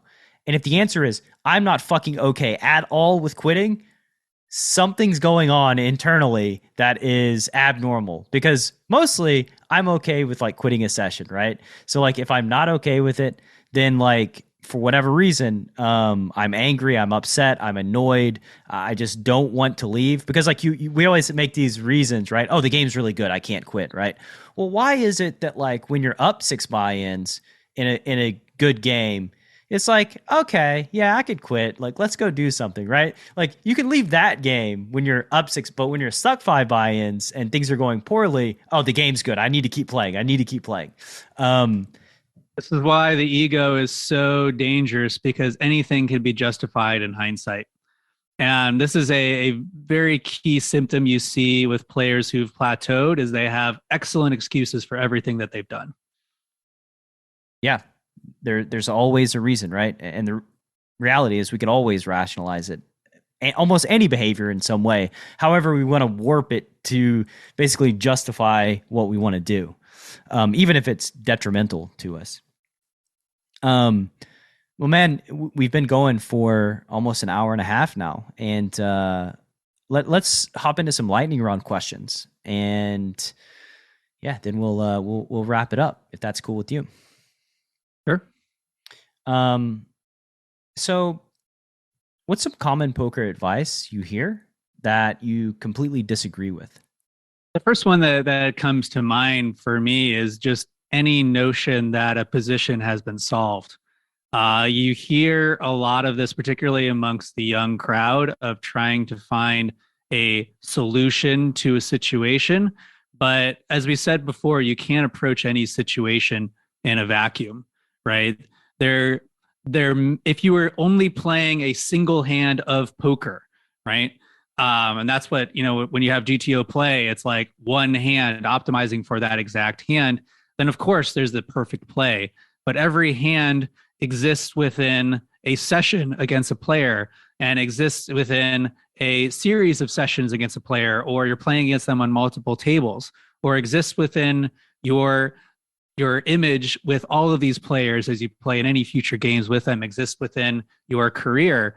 So it's really difficult to separate out the context. And, the shadow side of this is, again, like, you can justify any play because, hey, I made this like really aggressive or speculative bluff because I'm setting this player up for the future. Yada, yada, yada. Like, it's easy to fall into that trap. But the one that I see very often is just like, oh, like, you can't call that hand here. Like, oh, okay, you never raise that flop. That's just like 100% call. And I find that like very lazy thinking. Not saying that the analysis is not important, right? If there is a position where, again, any model that you build has all of these assumptions built into it, right? So let's assume that you've somehow nailed perfect ranges for each player on this board. Well, okay, knowing that the computer, quote unquote, never raises here, that is very, very useful information for creating a baseline of, hey, mathematically, probabilistically, what is the play that I should be defaulting to here? But for many people, that's where the analysis ends. And I guess maybe I've just always been very, very anchored to this exploitive side, in that I just don't accept that there is a correct play for any situation without that context. I'm always thinking about, like, what is the correct play to make against this player in this moment, while taking into account, if I make this play, like, how does that change the future landscape against this set of players? Again, like, something that, like, you can't go really, really deep into this while the clock is on you, but I'm always trying to practice this level of analysis, at least intuitively, of like, what else is going on and what are the secondary, tertiary effects of what I'm doing here. So yeah, I think that's a really common one, to see poker as just reading this 10,000 page book over and over again, trying to memorize it, and not thinking about, well, what is the opportunity that's in front of me right now? What is the thing that's not being incorporated into this default model? Right. And what's interesting, so it's a piece of information. It's a piece of the puzzle, right? The solve is a piece of the puzzle, but it is not the full puzzle. And if you think that it is a full puzzle, you're out of your mind.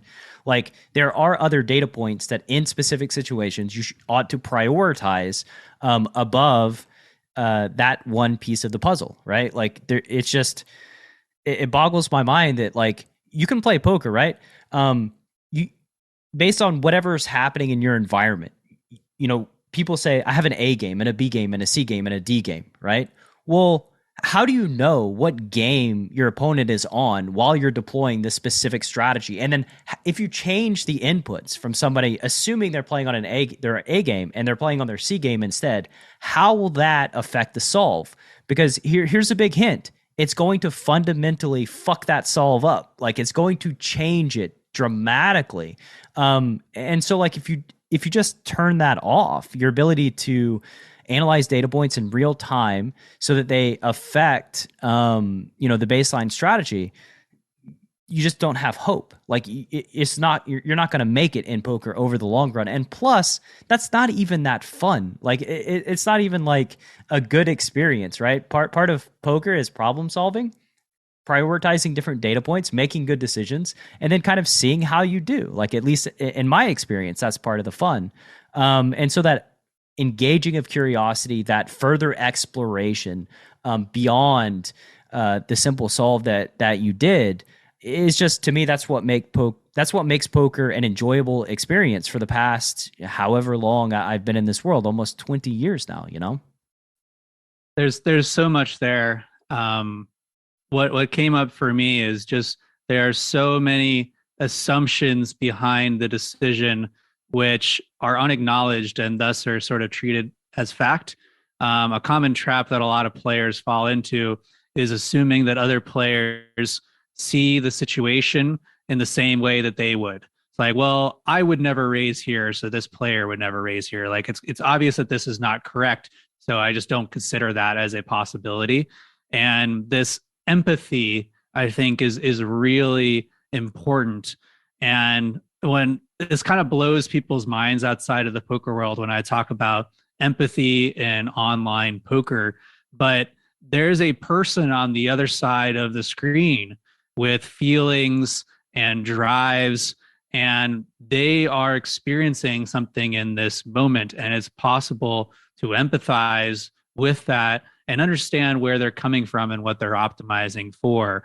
So assume, like, just kind of taking that all out of the equation is going to make the math very clean, but it's not going to have the result that you want.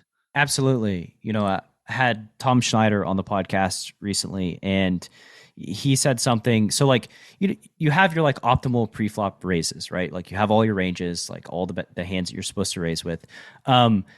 And now imagine that you're in this situation, right? Like you're in the cutoff, you know what your raising range is. And so that's what it is, right?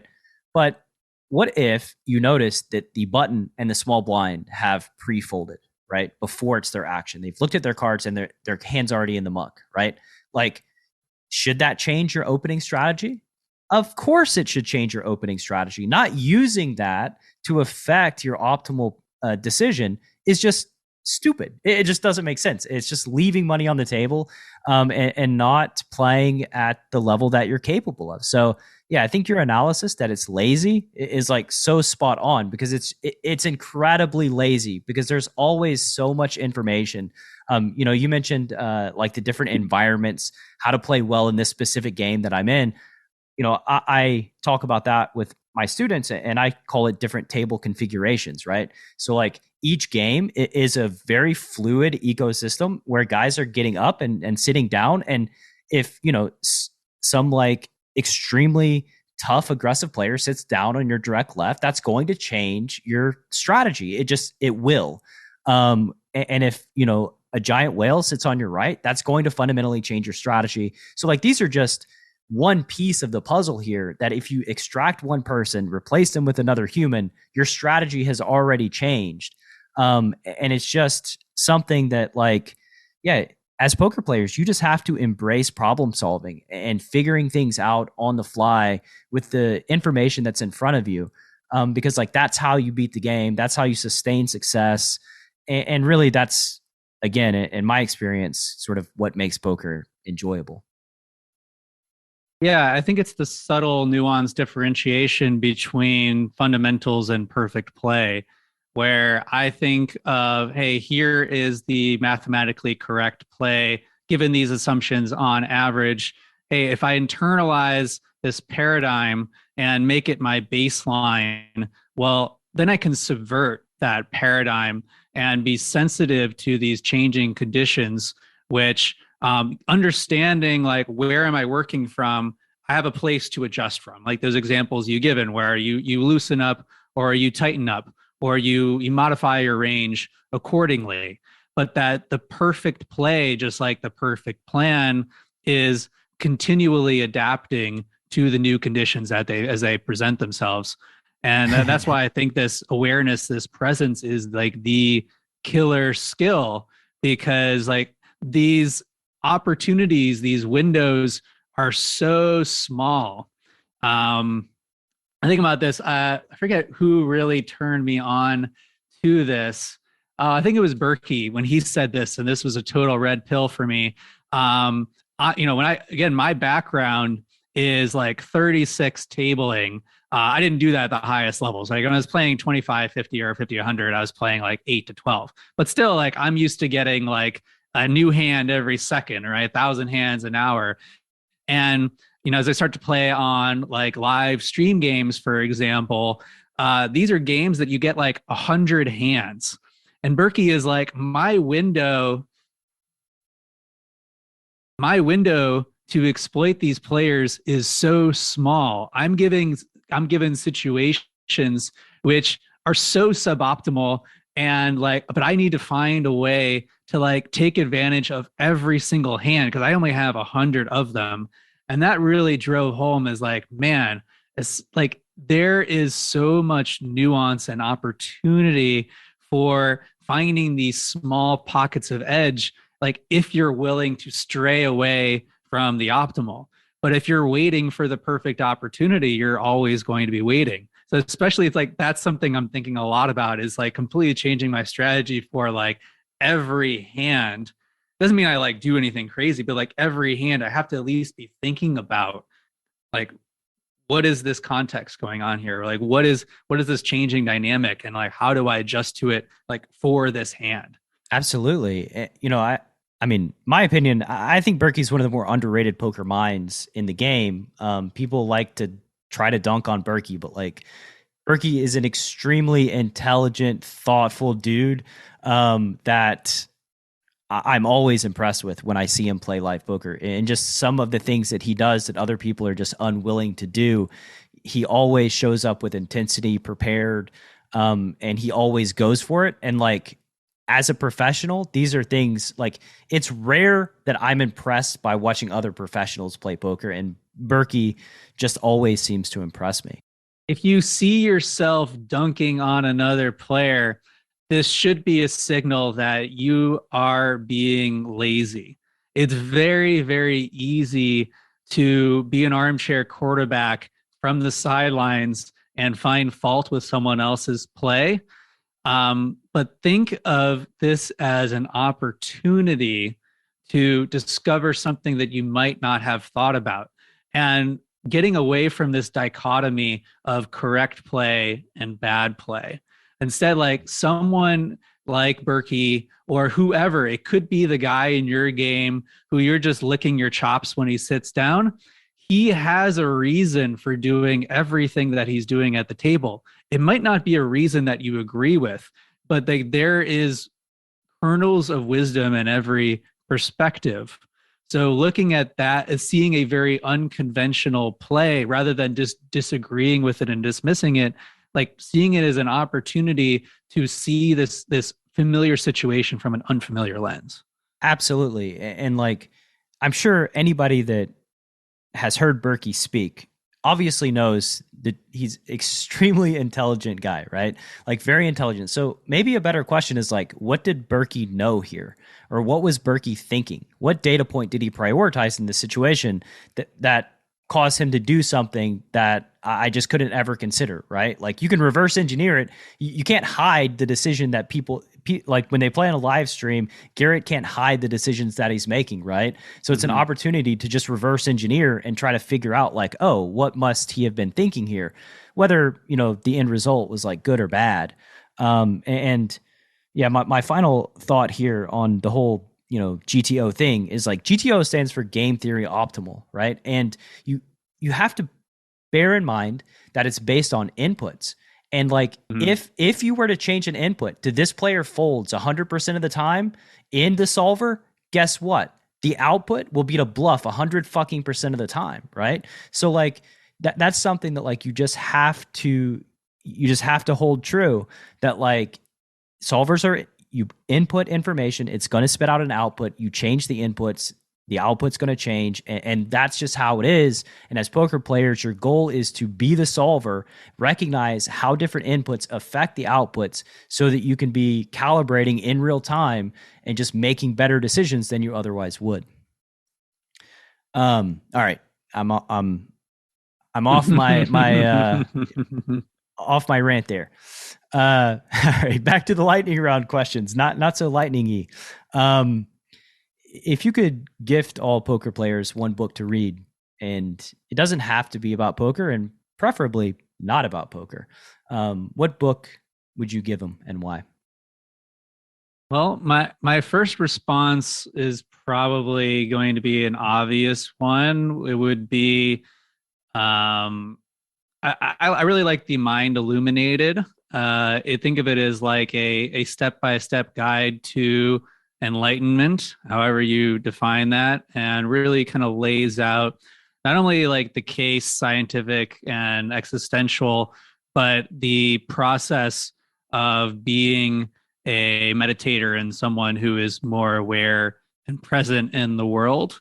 So I really enjoy that, and I've really, that not only has meditation been a huge boon for me in terms of my performance personally and professionally, but it's also brought a lot of meaning and perspective to my life. So that's a really good entry point. For someone who operates in the productivity performance world, I don't really enjoy or recommend much nonfiction. I find that the really best learning comes from fiction, actually. We talked a little bit about empathy, and that's why, it could be, I guess biography is a type of nonfiction. I love biographies, but also, science fiction. These put you in the perspective of a character and help you imagine hypothetical worlds. And I think these are really, not only is just like, it's really fun to learn and to think about like what the future of humanity could look like, or how did this person who went to have an outlier outcome, like what were the steps that they took? Obviously, there's a lot of direct application that we can have to our life, but just this practice of putting yourself in the body of another human and embodying their way of seeing and thinking for a little while, I think is a really useful lens for a poker player. So yeah, that would be kind of the secondary recommendation, is to read more fiction. I love that one. I love fiction. I love reading, exploring new worlds. I'm pretty sure, don't quote me on this, but I'm pretty sure there's been research done on how reading fiction affects the brain and how building a world in your mind is just really good. It's really healthy, helps your brain stay more resilient, guards against, Alzheimer's, degenerative cognitive disease. What nonfiction book would you recommend now that we're here? I want to hear, because yeah, I'm excited. Nonfiction? Yeah, nonfiction. Or no, fiction. Sorry. Oh, okay. Yeah. Well, I would say the nonfiction book that I recommend the most, it's called The Goal, and it's about theory of constraints. It'd be very particularly interesting to anyone who's of an entrepreneurial proclivity out there, but it's essentially about process optimization and identifying your bottleneck. And, one of the red pill moments from The Goal is that the majority of things that we do in life are wasted. And the key to life is figuring out what the things we do that don't have any impact whatsoever. So that's a really good nonfiction recommendation that I give out a lot. Let's see, biography. I fiction. love I need fiction, Chris. Fiction. Yeah, I want the Fiction. fiction. Okay. Oh, well, my wife Mariana is gonna laugh at me because this is her favorite book, but it's become a favorite of my own. It's obviously become popularized this year with the release of the movie, but I'm a huge fan of Dune. This great series, really excellent world building, helps you understand the nuances of geopolitics. With anyone who thinks and things in terms of game theory will really enjoy seeing that applied. But it's a very interesting book about the things that occur inside of people's heads and how their vision, their lenses of seeing the world have very interesting second order effects that multiply, that get leveraged. Let's see, another fiction book that I really loved recently. This is also sci-fi. Ursula Gwynn. The book is the Dispossessed, and thinking in terms of empathy is you have essentially an alien from a anarchist planet land on Earth. So many of the things that we look around us, we take for granted. Remember that like what we are experiencing right now is just one permutation of reality, but we treat it as if this is the only way it could be. So to embody this firsthand protagonist perspective of like, why are these people doing such weird things? How did this come to be? Is really helpful for taking a deeper look at all the things around us, which we typically take for granted. Absolutely. You know, what's funny is that The Mind Illuminated has not been suggested before, but Brian Rast did suggest Dune previously. So Dune has previously been suggested. There you go. There. Mind Illuminated. Nice. All right. If you could wave a magic wand, change one thing about poker, what would you change? Well, first response, best response. I'm troubled by the ongoing tendency, which I don't see any change in, of privatization of poker, where you have all of poker games like moving to kind of invite only back rooms. And I think it's very easy to say, well, yeah, of course you feel that way, Chris. Like, you're a good player, and like sometimes you're not going to be invited to play in these games when people have the opportunity to set the invite list. And that's true. But I also think that there's a lot of safety and centralization in playing a game that is out in the open. Everyone knows the rules. Anyone can walk in and sit down, versus like needing to navigate these spaces that not only have like their own politics, but have their own kind of moral meta games around like the fuzzy boundary between friend and customer, or like, you know, when to loan out money, or how much rake is too much, or, you know, being cheated or not paid and not having any, you know, anything that you can do about it. All things that I've experienced, but, you know, don't really want to talk about publicly. I've experienced them as well. Everyone has, and a lot of it gets swept under the rug because no one wants to alienate everyone, and everyone wants to be invited back. And it's like it's very uncomfortable. And I think that this privatization, it just like, it feels a little predatory to me. It doesn't bring out the best in people. And I think it gets away from the kind of the game that I love, which is like sitting down with, you know, a group of strangers who become friends and having at it. Unfortunately, like, I just don't see any way around this. If people can find a source of advantage, they're going to take it. If they can curate a game that has only players that they have an edge against and can do so, like why wouldn't they? But yeah, it's a trend, it's a tendency that I don't enjoy, and I don't think anyone else really likes. But it's this classic race to the bottom that no one can avoid. Yeah, I'm very happy that I haven't had to navigate that these last like 7 years or so of live poker, because it's a thing that, yeah, lots of folks have talked about, the games going private and just how terrible it is. So moving on, if you could put up a billboard, every poker player's got to drive past on the way to their private game or their public game, just to the card room. What does your billboard say? Well, my first response was just breathe, but I'm guessing someone has already said that. So I'm trying to think of something more creative. It's a good guess. I would say, what are you feeling in this moment? Is a good one. Just trying to catalyze awareness of what's going on rather than, making the same drive you made a million times and just, counting down the minutes till you can sit down and start stacking chips. To really like turn this liminal space of a commute into an opportunity for depth and reflection by coming into the present moment. I think that would be a cool one. What about like awareness is power? That one just came to me. Awareness is power is great. One more is like, why are you doing what you're doing?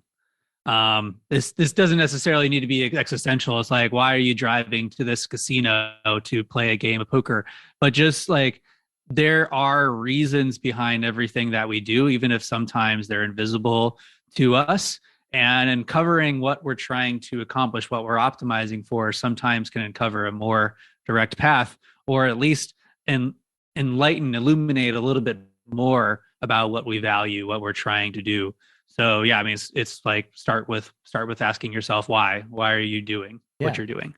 Why am I in Detroit in the wintertime playing poker indoors, right? And if you don't have a really good reason, it's a pretty good signal that, hey, maybe this default, what you're doing is not the thing that you could be doing. I talk a lot about decision making, especially when I work with investors. And one of the keys to making good decisions, I think this applies to poker as well, is not thinking about things in A or B terms. Like, should I bet or should I check? Should I bluff or should I check back? That there's usually a middle path that's somewhere between the two options. And it begins with, all right, what are the options that I haven't even considered? Like, let's have some really ridiculous ones. You mentioned like, okay, I'm sitting in Detroit and I'm like, hey, I'm sitting in Detroit. This must be what I wanted to do. And it wasn't until I was like, hey, I can move into a mansion with some of my best friends in LA and just go to town. I was like, oh yeah, well, that sounds way better. So if I would have gotten there a lot sooner, if instead of just taking my current situation for granted, I just drummed up a bunch of imaginary, possibly terrible scenarios, but through these bad ideas, eventually a good idea might emerge. Right. And here's some free coaching for the listener too. Most of the mistakes that are uncovered in private coaching session are because my student didn't even have awareness of a possible door.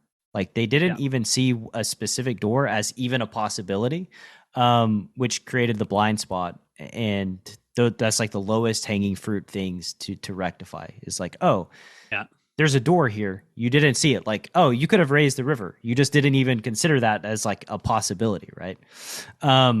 One of the Jedi tricks of being a good coach, which I think a lot about, obviously I've been a coach in some form for over a decade, is disrupting someone's reference point, pushing them away from their place of certainty. And one way to do this is just to introduce a alternative action they could have taken at some point in the hand, as if it's just like an obvious thing that they should have seen and done. And sometimes it's something that's actually not very bad. And a lot of times, not very good, sorry. And you'll start to see them like start to justify. It's like, oh man, how did I miss that? I could have done that. And it just illuminates, hey, the thing that you did was one path of many. And whether it was the right path or not all depends on the context, depends upon the reasoning that you had. as you said before, any choice can be justified. We can generate excuses for anything. But if you understand why you're doing what you're doing, that will uncover those underlying assumptions. So that's always like a very helpful exercise. It's like, okay, you play this hand in this way. You bet half pot. Okay, well, what if you bet 3x pot on the turn? What if you bet 1/4 pot on the turn? How does that affect the player's range? What do you do on the river? And it starts to you have a lot of these leverage points in a hand. It starts to reveal how one choice earlier in the hand leads to very different situations later in the hand. And if you become comfortable with these different plays, these different bet sizes, then you're less likely to fall upon this crutch of like, this is how I play in this situation. This is the perfect play. This is what the solver tells me. And more like, I'm comfortable playing this hand in a number of ways. Which hand is optimal for the situation that I'm in right now? Yeah. And then when you get smashed by the 3x river overbet, you actually have studied and thought about the situation, and you're much better able to navigate it because it's not just something out of the blue that just happened to you that is totally unexpected and blindsided you, right? Like you also become more resilient and able to deal with the unexpected things that always happen when you sit down at a poker table. What's a project you're working on that's near and dear to your heart? Well, I spend most of my time thinking about what I'm doing at Forcing Function. I just started the third cohort of a group coaching program that I do called Team Performance Training. So that's for 12 startup executives and investors in the venture capital and hedge fund space. So very excited about that. Essentially, it's trying to compress everything that I know about getting things done and scaling a company and having great investment returns and trying to turn that into a 10-week class. So that's always just a fun challenge of getting great people in the room and creating experiences that help them internalize principles that allow them to coach themselves through these things that come up every day. So yeah, I love teaching and trying to uncover the right metaphor that's going to break through and get someone, or the right exercise to suggest that's going to create some sort of epiphany that gets them out of their blind spot. That's always really exciting for me. I launched a podcast late last year. So mostly people in the business world, although I've had a couple poker guys on. Good friend of mine, Garrett, came on. Garrett Adelstein early on talking about navigating the super high stakes live scene. Most recently, I had a super OG pro, Hack Dang. Those of you guys who are dinosaurs like me remember Hack, talking about how you can live a positive sum life in a zero sum world. And I've just been really enjoying not only having conversations with friends like this one, where we get to just like learn and uncover things that we didn't know until we said out loud, but also to work on this dimension of not only interviewing, but just having good conversations and being curious and trying to deconstruct and distill ideas into a way that other people can take them to heart. That's just a really big value of mine to open source all of my learning. And I said, like, coming from a poker lens, that would feel really dumb. You mentioned, the article that I wrote earlier last year called Meta Skills in High Stakes Poker, where I literally lay out exactly what I do to be a great high stakes player. And I got a lot of messages telling me like what an idiot I am for sharing this, because there's a lot of good stuff in there. At least I think so. But I found it just very fulfilling to not only share what I know to people who are in and out of poker so they can apply it, but also just the process of writing helped to kind of deconstruct for me, like, what made me successful. I didn't know until I started writing it down. So that's probably like a broader one, is just creating more content, putting new ideas into the world, whether it's podcasts or articles or maybe a book on the horizon. We'll see. The people who always say such a thing, like you're an idiot for putting that into the world. I can't imagine they've ever tried to teach anybody something in their entire lives. It's just, you can say I have given away so many strategic things that I talk about privately on this podcast, and very few people have told me that, like, oh, that was a different way of thinking that I wasn't considering before. And so I tried this out, and actually it looks like you're onto something. Like this is really crazy. Like very few people actually take the time to investigate or put themselves in an uncomfortable situation or try to change their paradigm. They just don't. They read something, their eyes glaze over, they forget about it, they move on with their life and never take any action. And yeah, like going back to the teaching and being excited about sharing information and transferring knowledge to these guys. I mean, that's just a new problem, right? Poker is one problem to solve, and then teaching people in a way that resonates with them. It gets stuck in their long-term memory so they can access it and use it ongoing into the future is not a simple problem. It's quite a difficult problem. Yeah. And also, final thing here, the podcast situation, having great conversations. I release a lot of podcast episodes. And sometimes with starting a coaching for profit situation, growing my business, selling courses, learning how to copyright, learning how to be a better teacher. Oh, and also like being an okay husband at the same time and raising children, right? I feel overwhelmed. I have an internal dialogue of like, do I want to keep doing these projects? And the podcast is one that I do have that dialogue. And what keeps me in the game is the feeling that I have right now after having great conversations with very interesting human beings. It's just an experience that I can't, I don't take it for granted, and it's really an honor. And so I think for now, we're going to end the show, and I'm going to go throughout the rest of my day with a feeling of excitement and energy, having had this conversation. And that's why I do the show. And that's why it's not really work for me. It's why I look forward to it, and I'm able to, crank out as many episodes as I do. What more can you ask for? We talked about fun and curiosity. If something feels like a struggle, that's probably a good sign that something is wrong. If something is taking a lot of energy, that's your body telling you that you aren't living in alignment. So I always just try to come back to, what makes me feel alive, what gets me really excited to jump out of bed in the morning.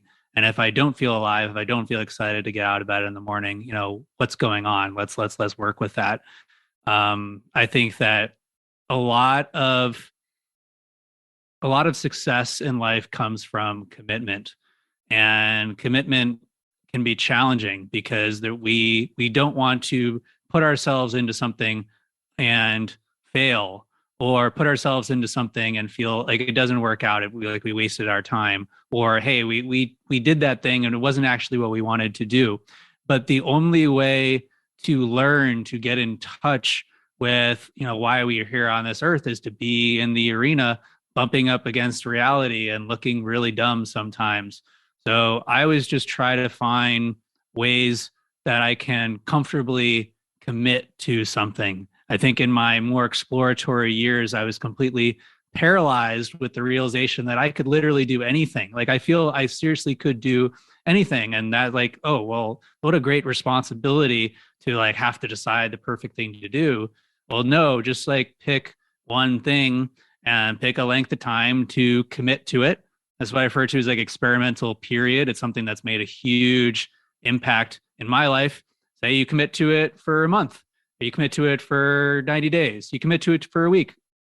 Time period doesn't matter, but like commit and then see what happens. And the nice thing is that it removes a lot of this day to day, like, am I doing the thing that I should be doing? Knowing at the end of this period, you could say, hey, if that went well, you can always double down, right? You're enjoying the podcast. Great. Have more guests on, like, go deeper into the art, to the craft, like trust that you feel alive, you feel you're optimizing for interestingness. Go after that. You pick the wrong thing or it doesn't resonate. Well, cool. That's not a failure. That's just an unexpected outcome, right? The only way to fail in life is to pay tuition for the same mistake over and over again. So yeah, I think that's something that I would love to leave people with, is just to commit, to have conviction. I talk a lot about this. I put out a workbook last year, actually 2 years ago now. Man, time flies. It's called Experiment Without Limits, where I build on this idea Shout out to Cole South. I like to think of this as like the let there be range for the business world, except I give it away for free. This is a 100-page workbook that I put a lot of time and effort into. Like, here are all the things that I have learned working with really successful founders and investors for what works for living a productive, high performance, fulfilling life, and follow these steps. And it seems like from the people I've worked with, the people who've like tried these things, they've had really good results. So that's downloadable for free on my website. You can go to experimentwithoutlimits.com.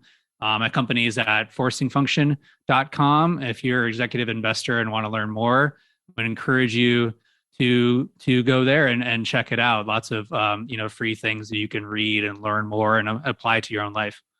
Awesome, Chris. And yeah, you just answered the last question of where the Chasing Poker Greatness listener can find you on the World Wide Web. It's been great having you. Really enjoyed this conversation. Have a great rest of your day. And yeah, we'll catch up in a couple years, see what's going on. I hope sooner than that. But yeah, man, things are going to be really wild in a few years. I have no idea what we'll be talking about, but I'm sure it'll be very interesting. I'm completely honored by the opportunity. Thanks for the platform. Thanks for doing what you do, for having a wonderful conversation. And yeah, carry that inspiration through to the rest of your day. Thanks for listening to Chasing Poker Greatness. You can subscribe on Apple Podcasts or on your favorite podcast app. Go to chasingpokergreatness.com to get the newsletter. Join the Greatness Village community, book a coaching session, or dive into the latest data-driven poker courses. Follow the show on Twitter @CPG Podcast.